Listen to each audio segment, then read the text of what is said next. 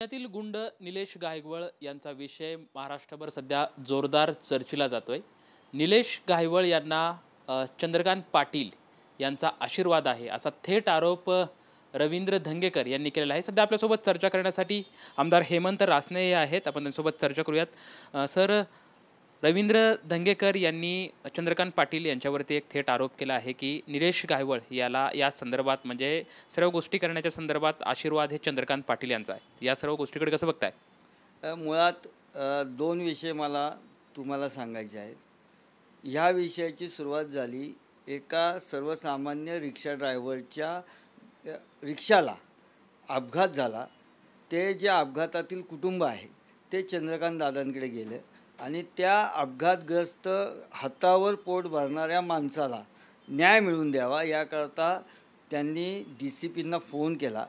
पहिलं वाक्य हे थोडंसं त्या बोली भाषेतलं वाक्य हे त्याच वाक्याच्या भोवती सगळं फिरलं, परंतु त्याच्यानंतर त्यांनी DCPंशी समजून घेऊन त्यांना सांगितलं की बाबा त्या हातावर पोट भरणारा माणूस आहे, तो ॲडमिट आहे, तर त्याच्या किमान उपचाराचा खर्च ज्यांची कोणाची गाडी आहे त्यांना विनंती करा की बाबा त्यांचा किमान तो खर्च करता येईल का, पोलीस प्रशासनाकडनं योग्य ती कारवाई करा, ह्या पद्धतीची मागणी ही केली गेली।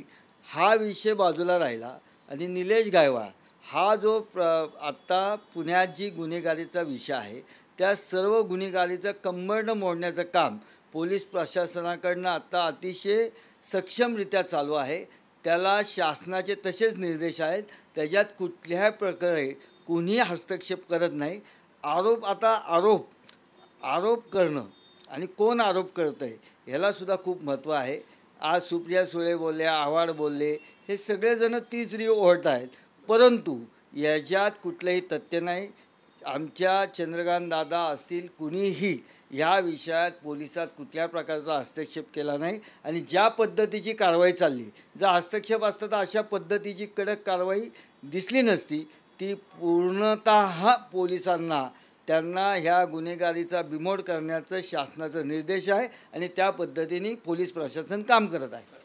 रवींद्र धंगेकर असंही म्हणतात की चंद्रकांत पाटील जेव्हा पुण्याच्या राजकारणामध्ये आले त्यावेळेस त्यांनी त्यांच्या सर्व राजकारणासाठी निलेश गायवळ यांचं समर्थन मिळालं। आता पूर्ण इलेक्शन झाल्याच्या नंतर सुद्धा आता राजकारण्याकडून त्यांना वरदहस्त मिळतो, त्यामुळे सर्व ही गुन्हेगारी जी आहे ती फोफा होते। म्हणजे चंद्रकांत पाटील यांचाच त्यांच्याकडे आशीर्वाद आहे आणि या सर्व आशीर्वादामध्ये ह्या सर्व गोष्टी होत आहेत।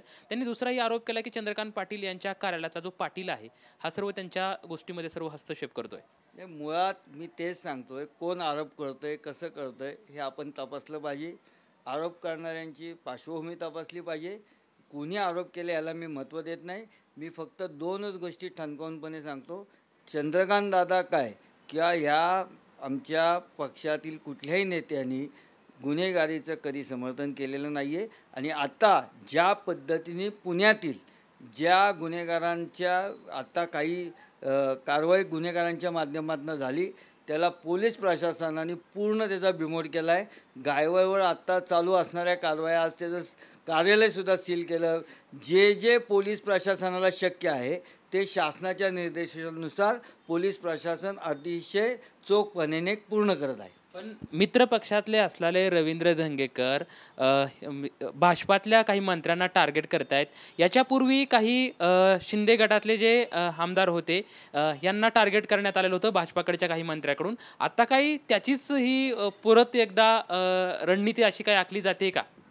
मुळात हा जो राजकारणाचा भाग हा जो आहे हा राजकारणाचा भाग आहेच, परंतु मी फक्त दोनच गोष्टींच्या विषयांकरता आपल्याला बोलवलं। चंद्रकांत दादांनी एका सामान्य रिक्षावाल्याला न्याय देण्याकरता DCPंना फोन केला आणि दुसरा विषय निलेश गायवळचे आणि त्यांच्याकडे आल्यानंतर ज्यावेळेस DCPंना फोन केला त्यावेळेस चंद्रकांत दादांकडं जो रिक्षा ड्रायव्हर आहे त्याची मुलगी आणि त्याचं कुटुंब हे दादांच्या समोर बसलेलं होतं आणि त्यांना न्याय मिळवून देण्याचा दादांनी प्रयत्न केला।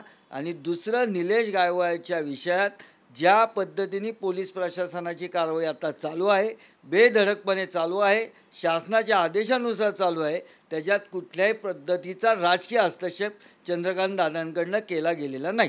पण सध्या ह्या आरोपावरती सुषमा अंधारे जे आहेत त्यांचं असं म्हणणं आहे की सध्या भाजप आणि एकनाथ शिंदे यांच्या एकमेकांमध्येच कोल्ड वॉर सुरू आहे. जसं आता की रवींद्र धंगेकर जे आरोप करतात पुण्याच्या निलेश गायवळच्या संदर्भात, तुमच्या ते मित्र पक्षातले आहेत, कधी काळी तुमचे ते कट्टर प्रतिस्पर्धक राहिलेले आहेत, या संदर्भात काय त्यांच्या समवेत चर्चा झालेली आहे का?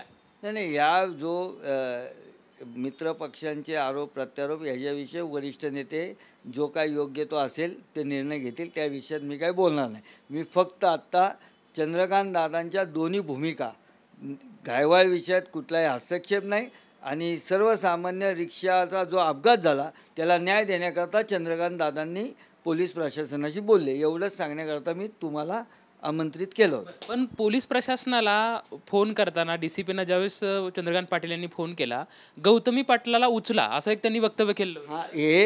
हा जो पहिलं वाक्य आहे तेच वाक्याभोवती आपण सगळं केंद्रबिंदू केलेला आहे. परंतु त्याच्यापुढे आपणच दाखवलं आहे की त्यांनी त्यांना विचारलं की बाबा तो रिक्षावाला आहे, त्याच्या किमान हॉस्पिटलच्या उपचाराचा खर्च तरी आपण करावा, ह्या पद्धतीची आपण पोलीस प्रशासन म्हणून जे योग्य आहे ती कारवाई करावी, एवढीच मागणी दादांनी ज्यावेळेस त्या रिक्षावाल्या जेव्हा ही सर्वसामान्य लोक असतात त्यावेळेस त्यांना ज्यावेळेस ते कुठल्याही परिस्थितीत हतबल होतात तेव्हा ते लोकप्रतिनिधींकडे जातात, कारण त्यांच्याकडं बाकी पर्यायी व्यवस्था नसती. त्यांना लोकप्रतिनिधी आपल्याला ह्याच्यातनं मार्ग काढेल, आपल्याला मदत करेल असं वाटतं आणि त्यांना न्याय देण्याचा प्रयत्न दादांनी त्या फोन माध्यमातून केला. शेवटचा प्रश्न विचारतो, रवींद्र धंगेकर यांच्या आरोपाकडे मग तुम्ही कसं बघता?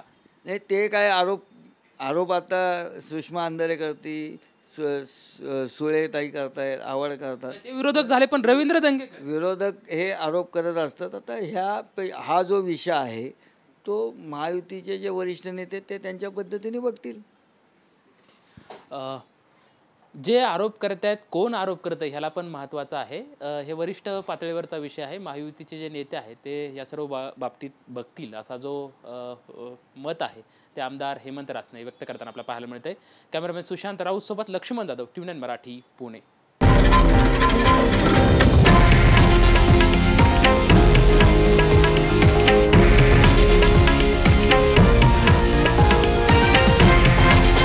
हे आहे देशातील नंबर 1 न्यूज नेटवर्क आणि आपण पाहत आहात TV9 मराठी, एकमेव.